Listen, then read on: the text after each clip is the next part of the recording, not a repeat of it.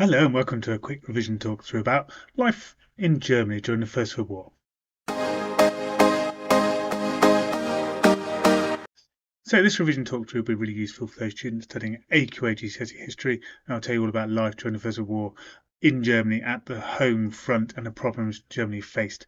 Have a look at this video a few times, revise your knowledge, and then as ever do look at my tutoring videos to practice an exam question or look at my revision guide for more information. Okay, so now let's go over to the key content. Okay, so much of this revision video is going to focus on sort of negativity in the home front. After all, the home front was one of the reasons why Germany lost the war. They lost the home front as well as the battlefield front. So let's look at some early protests, minor protests, but a sign of things to come. So 1915, 500 women gathered in front of the Reichstag to ask their men to return home.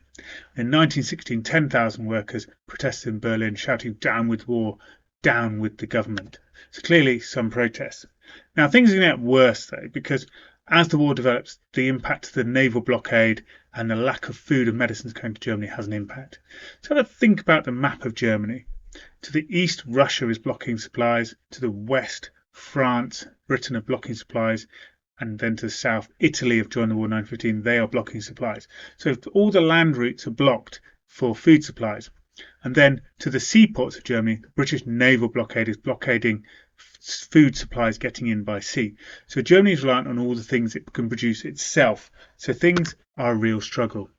By 1918, the home front has collapsed due to a lack of food, increasing disease. So people are reliant on turnips and bread. Spanish flu is killing thousands.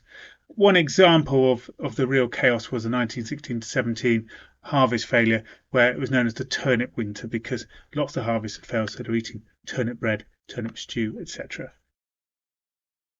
course, the war cost lots of money. Building all those weapons cost a huge amount of the German expenditure. So Germany was left with this huge debt. They had borrowed lots of money to fund the war from other countries. Of course, Germany had lent money to allies also, so they had money owed. But of course, as Germany eventually will lose the war, they never get that money back from Austria and Hungary, Turkey, that disappear as nations. So the factories also are going to be overwhelmed by war production. So at the end of the war, they are not going to be in a fit state to help rebuild Germany quickly. They were making weapons and ammunition, not goods to sell. So at the end of the war, of course, they're going to need investment to change back to being good quality factories making consumer goods. Factories also reliant on women for work at the end of the war, and families were suffering without women at home and also fathers at home because they're on the front line. So generally there's an impact to the factories on life that women working in them is affecting home life as well. Now another impact of the war, of course, is the casualties, and they're going to affect people at home. Thousands of women were widowed and there were 2 million children without fathers. So it's going to cost millions in pensions and benefits to support them. So there is something called a war widow's pension, and that meant that the government has to pay out for the care of all the women who've lost their husbands and all the children and families without a father. Another impact of the war was that many of the workers were in poverty and suffering from disease and lack of food. When soldiers would return home at the end of the war, they were going to be angry at this situation, that things have been fallen into chaos, and there was a lack of jobs and a lack of work for them due to the chaotic situations of the war.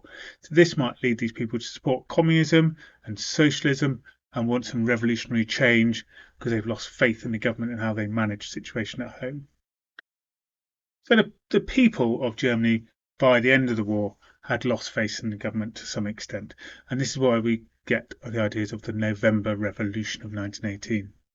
So during August 1918, the Germans started to lose the First World War on the front line with the Allied counterattack. People were also starving at home due to the British naval blockade. So this is causing some domestic strife and problems. People are starving. By the 25th of October, the naval leaders tried to send the fleet out to destroy the blockade to allow food in. The sailors refused. They mutinied.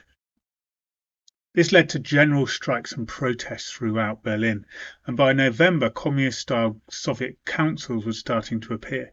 Now remember, of course, we've had a communist revolution in October 1917 in Russia, and there's a communist revolution, so the communists of Germany are thinking it's their time now in this chaos to have their own revolution. But the other forces of government want to stop communism. So on the 7th of November, the Social Democrats, Germany's largest democratic party in the Reichstag, as we found out in our last video, were concerned about communism. Yes, the socialists are left-wing and similar in their aspirations to communism, but they are democratic, whereas communism would probably be more of a dictatorship and not democratic. So, therefore, Friedrich Ebert, the leader of the Social Democrats, wants to stop communism, and he asked the Kaiser to abdicate to try and stop revolution. So on the 9th of November, a general strike develops in Berlin, and Ebert thinks this is going to lead to a communist overthrow. So he acts to stop communism. He announces the abdication of the Kaiser and announces the Reichstag is going to take power. So the Social Democrats have control and they can stop a communist revolution. So they then decide on 11th November to end the war to try and regain order in Germany. So the Kaiser is now gone and democracy is taking over and the war is over. Okay, if you do find this video useful and you're interested in practicing your skills and learning more knowledge through my talk-throughs, then do have a look at my revision guides. Follow the link to my Amazon page and find out more about my AQA revision guides.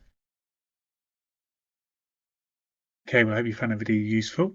Do have a look at it a few more times if you want to solidify your knowledge. And again, have a look in my YouTube video or my revision guide for a practice question to develop your exam skills for AQA on this one. Okay, bye-bye for now.